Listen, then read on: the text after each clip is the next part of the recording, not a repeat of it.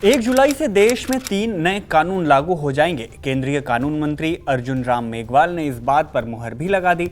लेकिन इस नए कानून से क्या बदलेगा? पुराने कानूनों से ये कितना अलग है? इनमें नए प्रावधान क्या हैं और कानूनों को बदलने की जरूरत पड़ी क्यों? आज की इस वीडियो में इन बारे में बात करेंगे। हेलो एंड वेलकम, मैं हूं शुभम और आप देख रहे हैं स्विच। बदलते वक्त के साथ नियम और कानून में भी सुधार होना चाहिए ताकि लोगों को समय पर इंसाफ मिले और सिस्टम में आने वाली समस्याओं को भी समय से सही किया जा सके। ऐसा कहते हुए केंद्रीय कानून मंत्री अर्जुन राम मेघवाल ने इस बात की घोषणा कर दी कि 1 जुलाई साल 2024 से देश में भारतीय न्याय संहिता 2023, भारतीय नागरिक संहिता 2023 और भारतीय साक्ष्य अधिनियम 2023 को लागू कर दिया जाएगा। अब आपके मन में ये सवाल आएगा कि ये तीनों कानून है क्या? लेकिन इस कानून को समझने से पहले, इससे पहले इन तीनों से जुड़े कौन से कानून लागू थे, जरा उसे भी समझ लीजिए।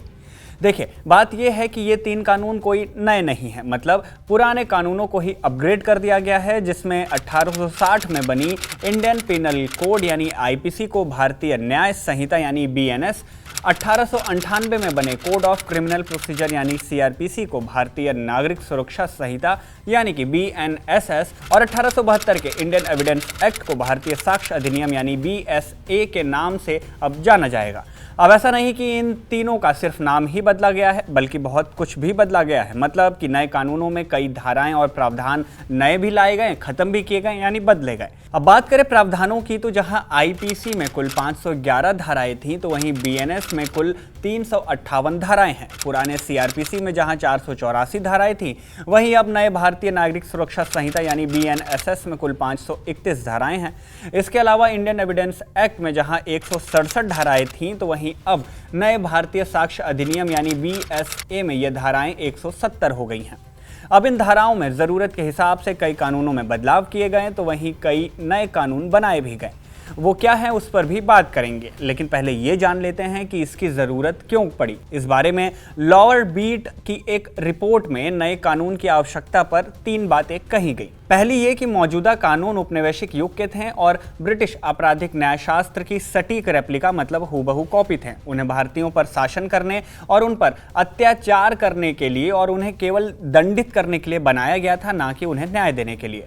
दूसरा ये कि वर्तमान परिदृश्य में यानी कि करंट सिनारियो में इनमें से कई धाराएं अप्रासंगिक यानी कि इररिलेवेंट हो गई, क्योंकि एक समाज के रूप में हम काफ़ी आगे बढ़ चुके हैं और हर पहलू में विकसित हो चुके हैं। तीसरा ये कि इन तीनों अधिनियमों के गठन की एक प्रमुख आवश्यकता आपराधिक न्याय प्रणाली को और अधिक कुशल यानी कि एफिशिएंट बनाना है। अब बात करते हैं कि इसमें क्या क्या खास बदलाव किए गए हैं। सबसे पहले हम बात करेंगे भारतीय न्याय संहिता यानी बीएनएस की। देखिए, बीएनएस की धारा 69 में झूठे वादों के साथ यौन संबंध बनाने पर दंड का प्रावधान है, जैसे कि नौकरी में तरक्की हो, प्रमोशन हो, प्रलोभन या शादी के संबंध में अपनी पहचान छिपाते हुए कोई कमिटमेंट करना हो। बीएनएस की धारा 109 ऑर्गेनाइज्ड क्राइम्स को अपराध के रूप में पहचानती है और इसके लिए दंड निर्धारित करती है। इसमें आपराधिक सिंडिकेट के सदस्य के रूप में अपहरण, जबरी वसूली करना, कॉन्ट्रैक्ट किलिंग जैसी गतिविधियों को शामिल किया गया है। बीएनएस की धारा 111 भारत की एकता, अखंडता, सुरक्षा, संप्रभुता और आर्थिक स्थिति को खतरा पहुंचाने या घरेलू या फिर विदेश में लोगों में आतंक पैदा करने के इरादे से किए गए कार्यों से जुड़े आतंकवाद को दंडित करती है। यह अधिनियम नागरिकों के बोलने के अधिकार को बचाए रखने के लिए सेडिशन यानी राजद्रोह कानून को समाप्त करता है और धारा 150 में विध्वंसकारी गतिविधियों के रूप में राजद्रोह का एक नया रूप पेश करता है, जिसके लिए आजीवन कारावास तक की सजा हो सकती है।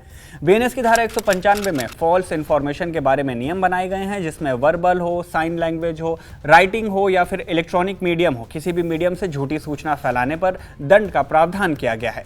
बीएनएस की धारा 226 में कुछ परिस्थितियों में अटेम्प्ट टू सुसाइड यानी कि आत्महत्या करने के प्रयास को दंड का प्रावधान माना गया है। बीएनएस की धारा 101 में हत्या के आधार को बढ़ाती है और जाति, लिंग या जन्म स्थान के आधार पर एक साथ काम करने वाले व्यक्तियों को दंडित करती है। बीएनएस की धारा 302 छीना झपटी को अपराध मानती है और उसे दंड कैसे मिले ये भी निर्धारित करती है। इसके अलावा बीएनएस 18 वर्ष से कम आयु की लड़कियों के विरुद्ध अपराध के लिए आजीवन कारावास तक का प्रावधान करती है। मतलब कि बीएनएस में नाबालिगों से दुष्कर्म में सजा और भी ज्यादा सख्त कर दी गई। अब बात करते हैं दूसरे कानून भारतीय साक्ष्य अधिनियम यानी बीएसए की। देखिए, बीएसए में 23 धाराओं में संशोधन किया गया, जिसमें 4 पूरी तरह से नए हैं और 5 धाराओं को हटा दिया गया। यह अधिनियम टेक्नोलॉजी और सामाजिक परिवर्तनों के हिसाब से फेयर ट्रायल हो पाए और इसके लिए जो साक्ष्य हैं उनके इस्तेमाल के लिए सामान्य नियम और सिद्धांत स्थापित करने का प्रयास करता है। नए कानूनों के तहत कोर्ट में पेशी से लेकर ट्रायल और एविडेंस पर इलेक्ट्रॉनिक रिकॉर्ड को भी वैलिडेशन देता है। मतलब कि नए कानूनों में इलेक्ट्रॉनिक या डिजिटल जो एविडेंस हैं उनको भी साक्ष्य के तौर पर माना जाएगा। इन दोनों के अलावा भारतीय नागरिक सुरक्षा संहिता अधिनियम यानी बीएनएसएस में भी पुराने कानूनों और नियमों के आधार पर 160 धाराओं में परिवर्तन के साथ 9 नए प्रावधान जो है उन्हें शामिल कर लिया गया। खैर, इस वीडियो में हमने बीएनएस के बारे में आपको ज़्यादा बताया क्योंकि जो पूरी बहस है, जो पूरी चर्चा और जो ध्यान देने वाली चीज़ें हैं वो खास करके बीएनएस में यानी भारतीय न्याय संहिता में ही हुई हैं, जो कहीं ना कहीं आईपीसी से जुड़ी हुई हैं। खैर, ये सारे कानून अब लागू होने वाले हैं और बीते कई महीनों से इन कानूनों के हिसाब से आला अधिकारियों को ट्रेनिंग भी दी जा रही है ताकि इन कानूनों को लागू करने में किसी तरह की कोई दिक्कत का सामना ना करना पड़े। खैर, आप इस बारे में क्या सोचते हैं कमेंट सेक्शन में हमें बता सकते हैं। वीडियो अगर पसंद आई हो तो इसे लाइक करें, शेयर करें और अगर ऐसी वीडियोज़ देखना आपको पसंद है तो इसके लिए आप स्विच को सब्सक्राइब ज़रूर कर लें।